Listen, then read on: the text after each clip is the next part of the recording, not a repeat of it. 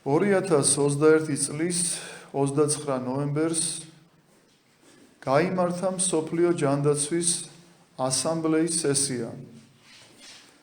სესიის დღის წესრიგი იყო დაჩქარებულად შემუშავდეს და დამტკიცდეს მსოფლიოს ყველა ქვეყნისთვის იურიდიულად სავალდებულო ხელშეკრულება, რომელსაც ყველა ქვეყნის მთავრობა მოაწერს ხელს.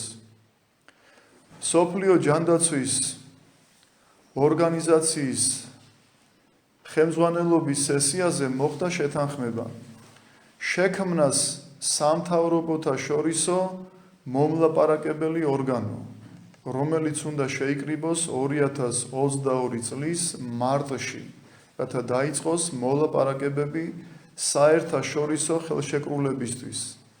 დანიშნულებით უზრუნველყოს უფრო მეტად შეთანხმებული და სამართლიანი რეაგირებები მომავალი პანდემიების დროს. უნდა შედგეს კონსენსუსი მსოფლიო ჯანდაცვის 194 წევრ ქვეყნებს შორის.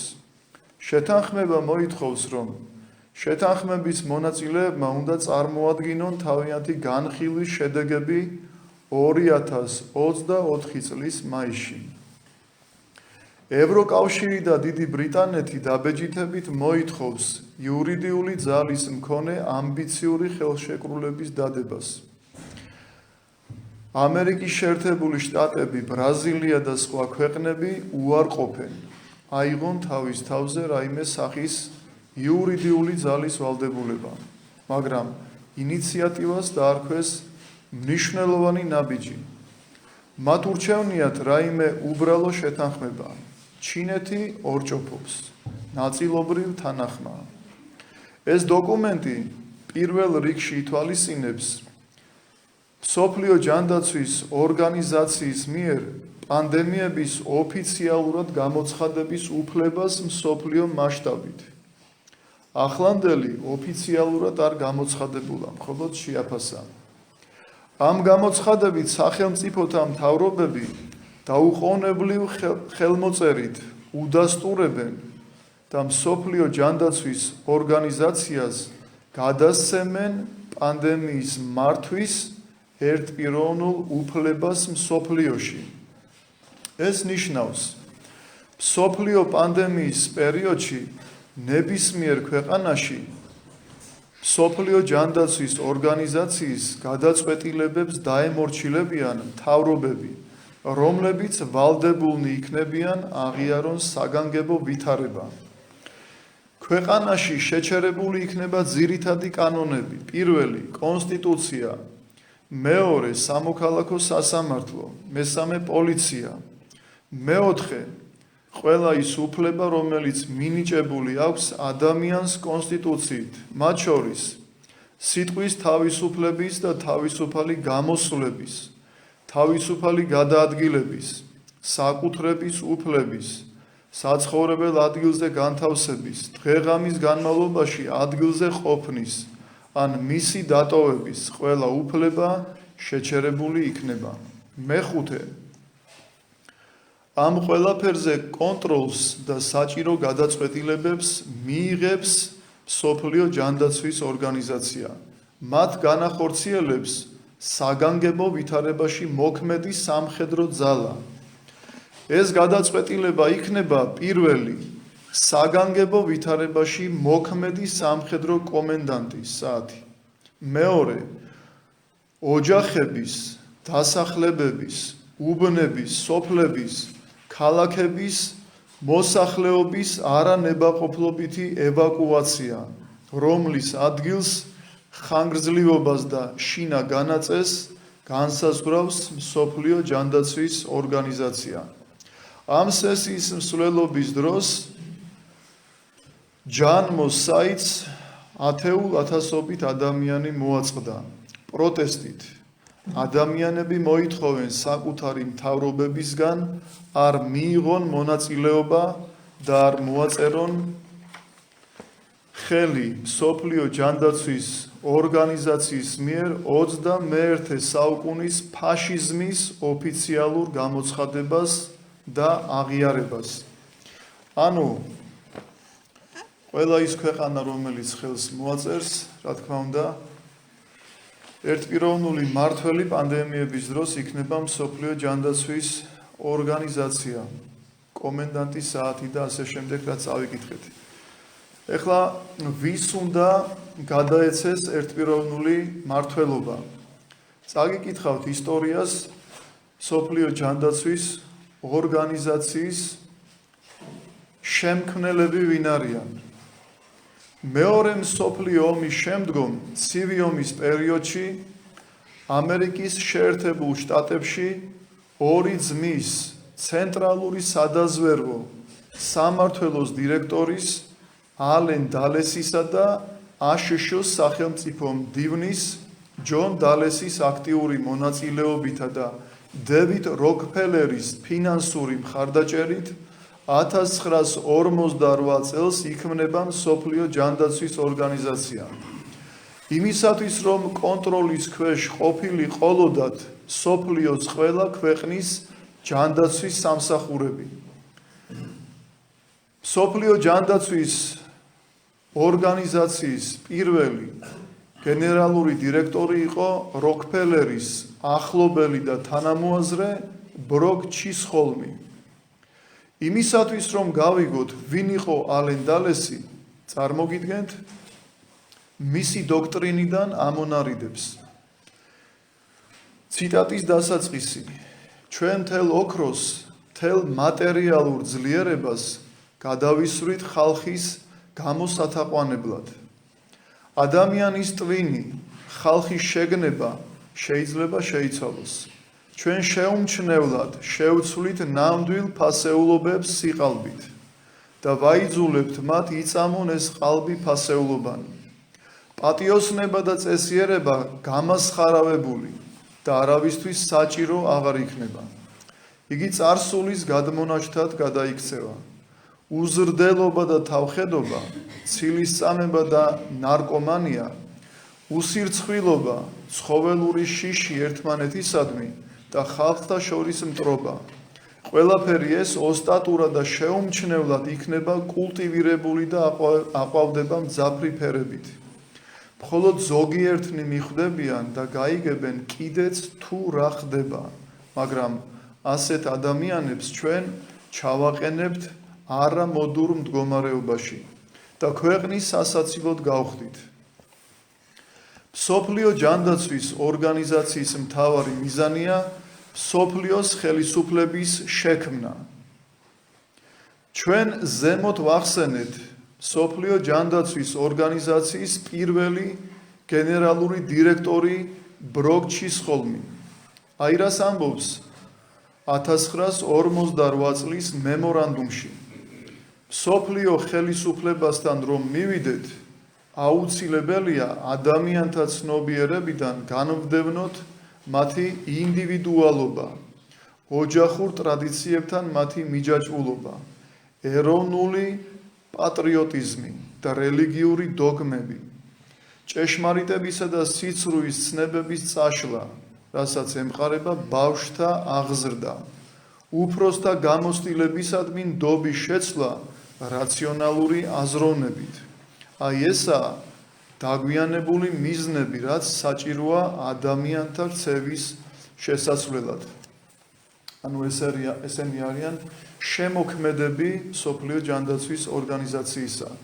ანუ 1948 წლიდან მათი მიზანი იყო მსოფლიო მთავრობის შექმნა, რასაც უკვე ხედავთ აგერ 2021 წლის 29 ნოემბერს. ანუ ასამბლეის მიერ უნდა შედგეს იურიდიული დოკუმენტი და ყველა ქვეყანამ ხელი მოაწეროს. და როდესაც ხელს მოაწერს, უკვე ერთპიროვნული მმართველი გახდება, ანუ დესპოტი გახდება მსოფლიო ჯანდაცვის ორგანიზაცია.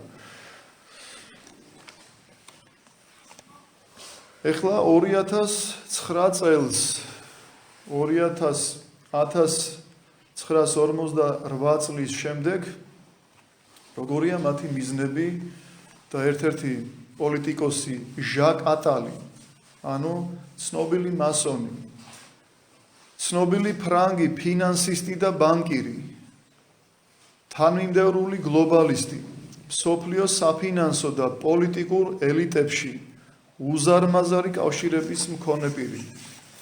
2009 წლის 3 მაისით დათარიღებულ ჟურნალ La Express-ში გამოქვეყნებულ თავის რუბრიკაში აღნიშნავდა, რომ იქ სადაც ფინანსურმა კრიზისმა წარმატება ვერ მოიპოვა, კარგმა პატარა პანდემიამ შეიძლება გამოიწვიოს ისეთი კონსტრუქციული შიშის ინიცირება, რომ აღძრას ქვეყნის ხელმძღვანელები, რათა შეთანხმდნენ მსოფლიო მთავრობის შექმნაზე. თავდაპირველად მისთვის რამდენიმე ფუნქციის დელეგირებით, მათ შორის საერთო პოლიციის, საბაჟოს და ასე შემდეგ სახით. ამჟამინდელი პანდემიის ორგანიზატორების ამ საიდუმლო მიზანთან დაკავშირებით ცოტა ხნის წინ თავისი მოსაზრება გამოთქვა მღვდელ მონაზონმა ექვთიმე კაფსალელმა, თანამედროვე ათონის ავტორიტეტულმა მოძღვარმა, წმინდა პაისი ათონელის მოწაფემ.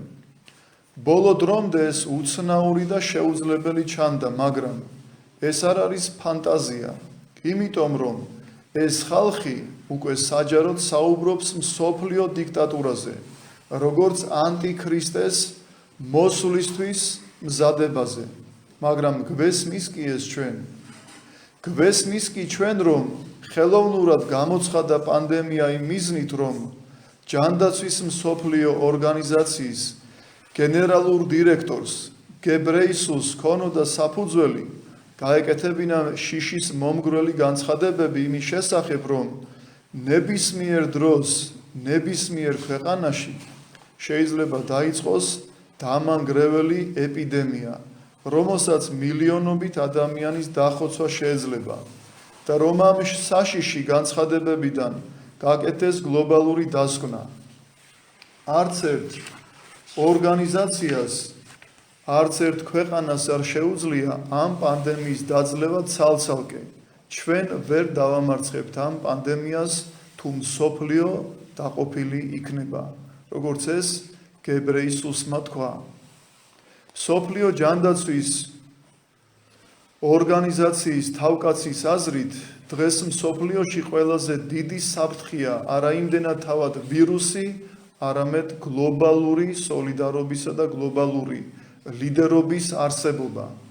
აი ასე ამოტივტივდა ზედაპირზე საიდუმლო მიზანი, რომლისთვისაც მთელ მსოფლიოში ხორციელდება სტრატეგიული ოპერაცია, კოდური სახელწოდებით პანდემია.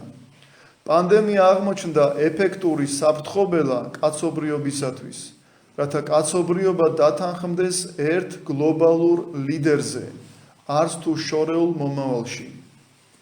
და როგორც გარდამავალი ეტაპი, დათანხმდეს გაერთიანებული მსოფლიოს ერთიან გლობალურ ლიდერობის არსებობაზე, ანუ მსოფლიო მთავრობაზე. გებრეისუსმა ეს გააკეთა პანდემიის გამოცხადებამდე ცოტა ხნით ადრე, ანუ თავისი ეს განცხადება. ანუ მზადდება მსოფლიოს გაერთიანება, დიქტატურის დამყარება მსოფლიოზე და შემდეგ ერთიანი არჩევნებით არჩევა ერთი პრეზიდენტისა. და ეს პრეზიდენტი, როგორც ამბობს პაისი ათონელი, როდესაც ჩატარდება მსოფლიო არჩევნები, არ მიიღოთ არჩევნებში მონაწილეობა, რადგანაც ეს იქნება სწორედ ანტიქრისტე, რელიგიური და პოლიტიკური ლიდერი, რომელიც ხელოვნურად აი ამ გიჟურ სამყაროს, არეულ სამყაროს, ხელოვნურად რომელიც არიეს და დარიეს, რა თქმა უნდა, ის ამას დაალაგებს და ყველა ადამიანი გარკვეული გამონაკლისის გარდა აღიარებს, რომ ეს არის ჩვენი მხსნელი და გადამრჩენელი. შემდეგ ეს პიროვნება იტყვის, რომ მე ვარ ღმერთი და ამიტომ თაყვანი უნდა მცეთ მე. და ნიშნად ამისა დაიბეჭდებიან ადამიანები შუბლზე და ხელზე, როგორც წერია იოანეს გამოცხადებაში. ამის გარეშე ადამიანები ვერც ყიდვას შეძლებენ და ვერც გაყიდვას ვერ შეძლებენ. ეს იქნება სრულიად დიქტატორული მოდელის ჩამოყალიბება მსოფლიოზე. ამიტომ კარგად უნდა ვიცოდეთ და უნდა მოვითხოვოთ ჩვენი ხელისუფლებისგან, რომ ამ იურიდიულ დოკუმენტს არ მოაწერონ ხელი. ვინაიდან ქვეყანა აღმოჩნდება კატასტროფულ მდგომარეობაში. ანუ ეხლა თუ სიტყვის თავისუფლების უფლება გაქვს, ანუ გამოსვლის უფლება, გააპროტესტო. როდესაც ოფიციალურად გამოცხადდება პანდემია, ანუ გადავდივართ უკვე სამხედრო რეჟიმზე, რომელიც ითვალისწინებს კანონის მიხედვით პანდემიების დროს როგორ უნდა იმართოს ეს პანდემია, ანუ ეპიდემია. კომენდანტის საათი დამყარდება და ასევე შეეძლებათ, რომ სახლში შემოვიდნენ და გადაგასახლონ სხვაგან.